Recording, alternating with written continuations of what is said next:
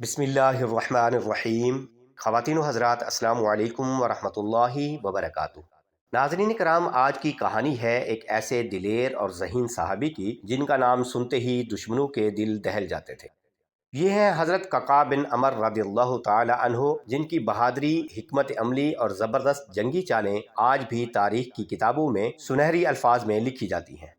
ناظرین کرام، یہ سن 14 ہجری کی بات ہے۔ فارس کی ساسانی سلطنت پوری دنیا میں اپنی طاقت کے لیے مشہور تھی۔ 1 لاکھ سے زائد زرہ بختر سپاہیوں، گھوڑوں اور ہاتھیوں کے ساتھ آئے تھے۔ ان کے مقابلے میں مسلمان صرف 30,000 تھے، مگر ان کے پاس ایمان، یقین اور اللہ کی مدد کا بھروسہ تھا۔ مسلمانوں کی قیادت حضرت سعد بن ابی وقاص رضی اللہ تعالی عنہ کر رہے تھے، لیکن ان دنوں وہ شدید علیل تھے اور ایک بلند مقام پر خیمہ زن ہو کر جنگ کی نگرانی کر رہے تھے۔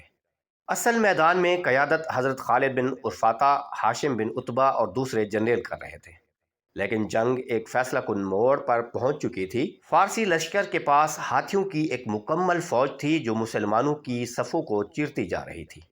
مسلمان ان سے نمٹنے میں بے بس نظر آنے لگے۔ ایسے میں حضرت سعد رضی اللہ تعالی عنہ نے مدینہ پاک پیغام بھیجا کہ ہمیں ایک ایسا مجاہد بھیجا جائے جو نہ صرف شجاعت میں بے مثال ہو بلکہ جنگی حکمت عملی میں بھی ماہر ہو۔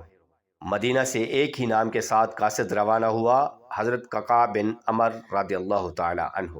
ناظرین کرام، حضرت ققاء کے بارے میں امیر المومنین حضرت ابو بکر صدیق رضی اللہ تعالی عنہ کا یہ قول مشہور ہے کہ ققاء 1000 سپاہیوں کے برابر ہے۔ اگر لشکر میں ققاء ہو تو وہ کبھی شکست نہیں کھا سکتا۔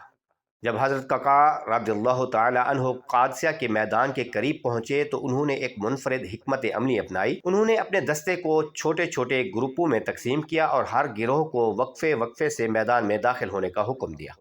یہ دیکھ کر فارس کے لشکر کو یوں محسوس ہوا کہ مسلمانوں کو مدینہ سے مسلسل کمک آ رہی ہے، جس سے ان کے حوصلے پست ہونے لگے۔ حضرت ققاء رضی اللہ تعالی عنہ نے جنگ کے دوسرے دن صبح سویرے براہ راست ہاتھیوں پر حملہ کیا۔ یہ ہاتھی فارسیوں کی اصل طاقت تھے۔ حضرت ققاء رضی اللہ تعالی عنہ نے اپنے سپاہیوں کو حکم دیا کہ ہاتھیوں کی آنکھوں میں آگ کے شعلے مارے جائیں۔ جب آگ کی لپٹیں ہاتھیوں کی آنکھوں میں گئیں تو وہ بدکنے لگے اور فارسی لشکر کی اپنی ہی صفیں کچلنے لگے۔ یہ وہ لمحہ تھا جس نے جنگ کا پانسا پلٹ دیا۔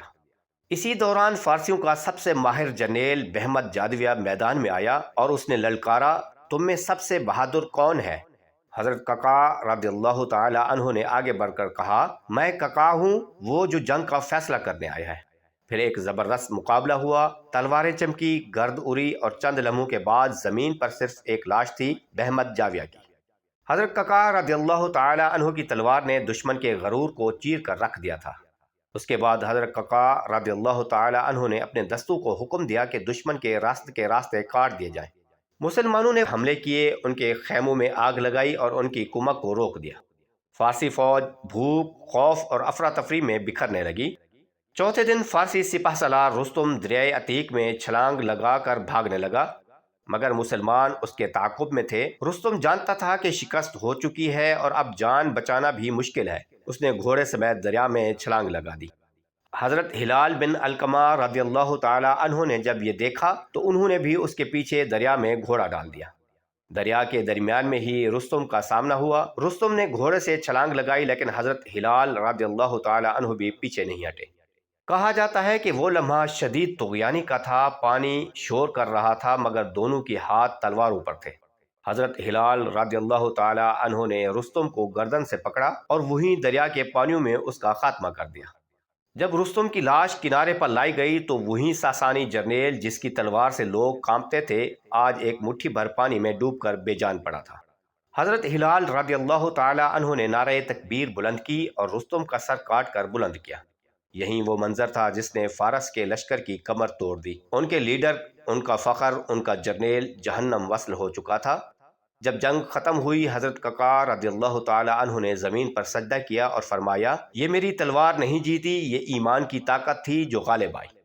ناظرین کرام، حضرت ققاء بن عمر رضی اللہ تعالی عنہ کی یہ کہانی ہمیں سکھاتی ہے کہ صرف ہتھیار اور تعداد سے جنگیں نہیں جیتی جاتی، اصل فتح ایمان، حکمت اور خلوص کی ہوتی ہے۔